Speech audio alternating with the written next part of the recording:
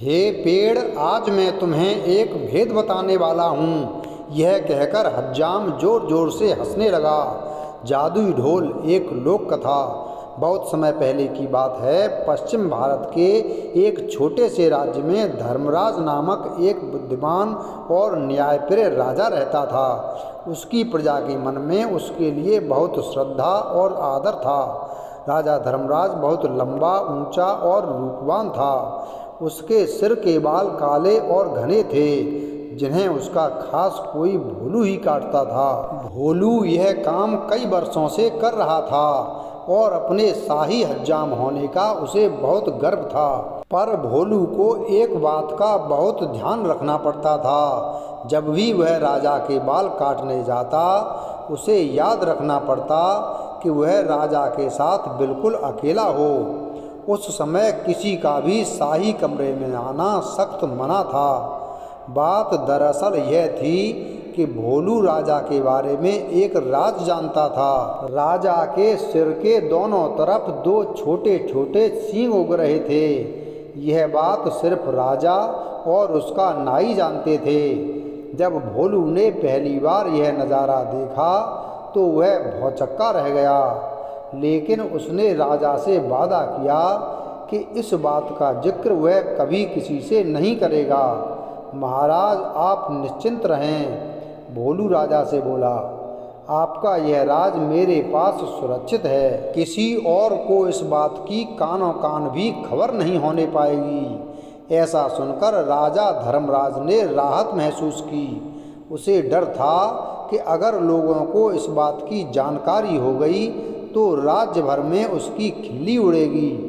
हो सकता है लोग उसका आदर करना बंद कर दें या फिर नए राजा की मांग करने लगें। इसलिए भोलू के वादे के बावजूद राजा ने उसे सख्त हिदायत देते हुए कहा, भोलू, अगर तुमने अपना मुंह खोला तो जान लो सजा तो मिलेगी ही, देश निकाला भी मिलेगा।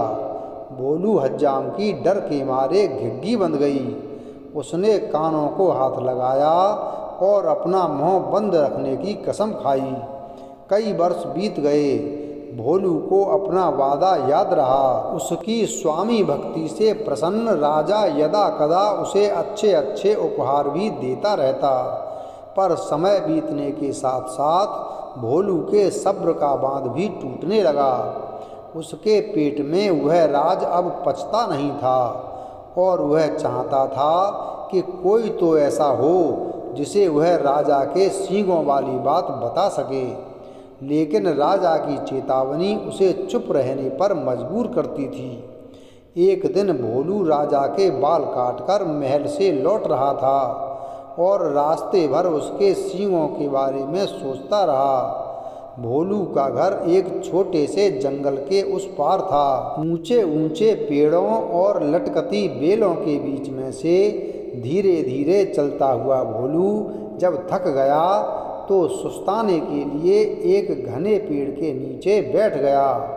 भोलू को रह रहकर सींग याद आ रहे थे। फिर यकायक वह उठकर खड़ा हो गया। वाह, जवाब नहीं मेरे दिमाग का, भोलू बोला और उस पेड़ को देखने लगा जिसके तले वह बैठा था। भाई, इस पेड़ को तो बता सकता हूँ ना, राजा के उन अजीब सींगों के बारे में। अब यह रहस्य मेरे पेट में नहीं पचता। पेड़ तो बोल सकता नहीं और इस तरह किसी और को यह बात पता चलने का डर भी नहीं है। पेड़ के पास यह भेद हमेशा भेद रहेगा और मैं भी इस बोझ से मुक्त हो जाऊंगा। भोलू ने ऐसा निश्चय किया और जोर से बोला, हे पेड़, आज मैं तुम्हें एक भेद बताने वाला हूँ। हमारे राजा धर्मराज के सिर पर 2 सींग हैं। हाँ हाँ, उसके 2 सींग हैं। इतना कहकर हज्जाम बेतहाशा हंसने लगा और हंसता ही गया। हा हा हा, हो, वह भयंकर भेद आखिर खुल ही गया। भोलू खुश था। उसका भार जो हल्का हो गया था। उसके बाद वह आराम से घर पहुंचा। अगले दिन एक लकड़हारा उसी जंगल में गया और उसी पेड़ के पास जाकर रुक गया। इस पेड़ की लकड़ी तो बहुत शानदार है, इसका ढोल बड़ा अच्छा बनेगा, वह सोचने लगा। फिर क्या था, कुल्हाड़ी के कुछ प्रहारों से ही पेड़ नीचे आ गिरा। लकड़हारे ने वह लकड़ी एक ढोल बनाने वाले के हाथों बेच दी और उसने एक बहुत सुंदर ढोल तैयार कर दिया। यह मेरे जीवन का सबसे अच्छा ढोल है, ढोल वाला खुश होकर बोला। कल बाजार जाकर इसे अच्छे दाम पर बेच दूंगा।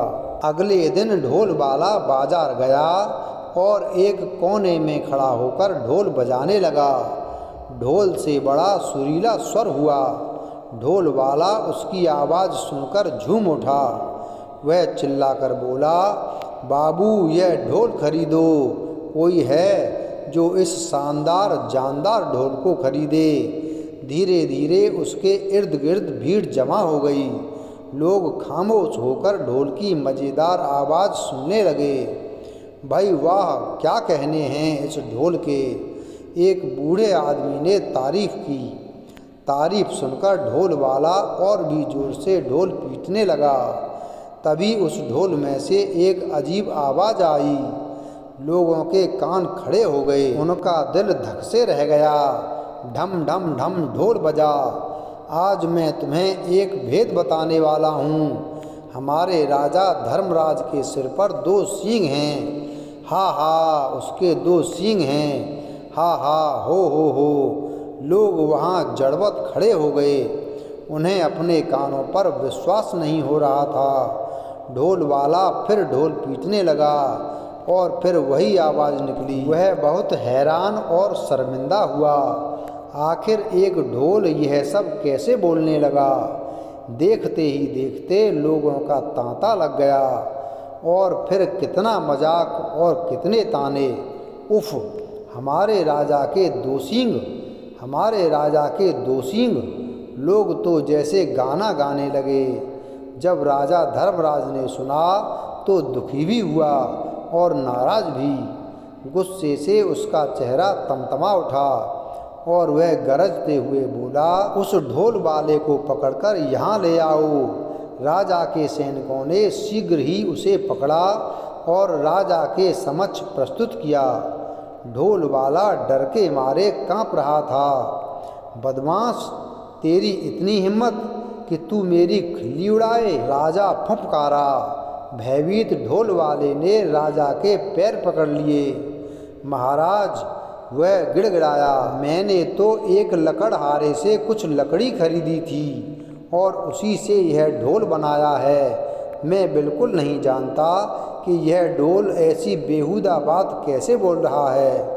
मुझे क्षमा कर दीजिए महाराज। राजा ने लकड़हारे को बुलाया। जो लकड़ी तुमने ढोल वाले को बेची वह तुम्हें कहाँ से मिली? लकड़हारे को काटो तो खून नहीं। डरते हुए बोला, जंगल में एक पेड़ से मिली महाराज। तुम्हारी लकड़ी से बना ढोल बोलता कैसे है? राजा धर्मराज ने पूछा। मैं तो खुद हैरान हूँ महाराज। दुविधा में फंसा लकड़हारा बोला, मैं कई वर्षों से लकड़ी काटता और बेचता आया हूँ, पर ऐसा अचंभा पहले न कभी देखा न सुना।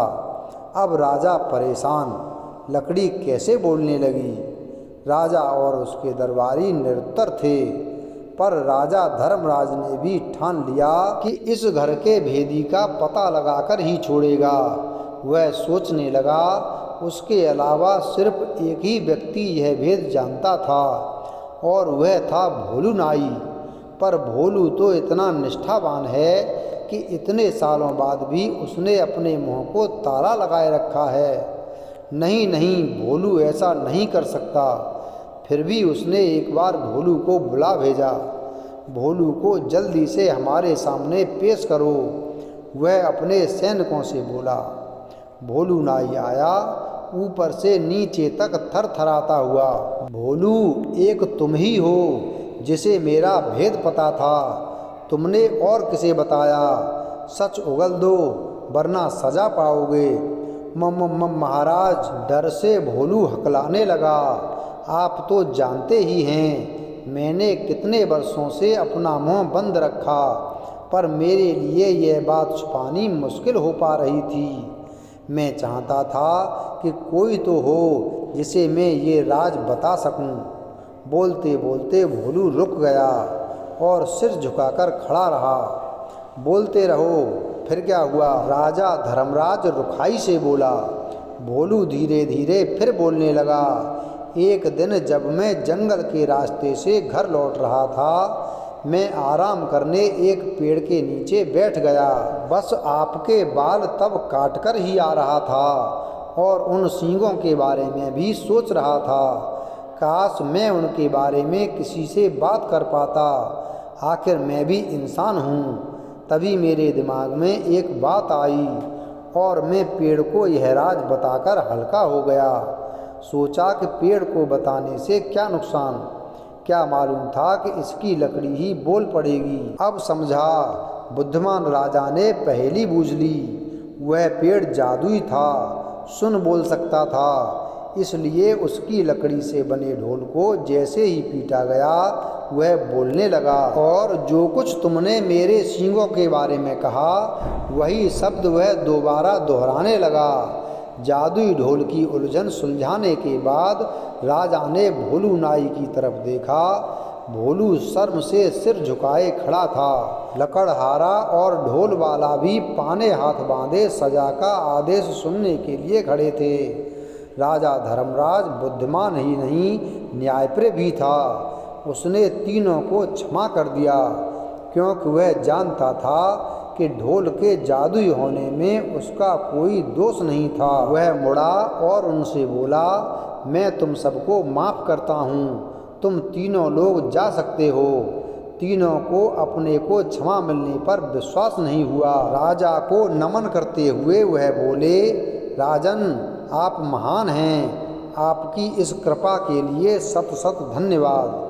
वीडियो अगर पसंद आया हो तो वीडियो को लाइक करें, चैनल को सब्सक्राइब करें और बेल आइकन प्रेस करें। धन्यवाद।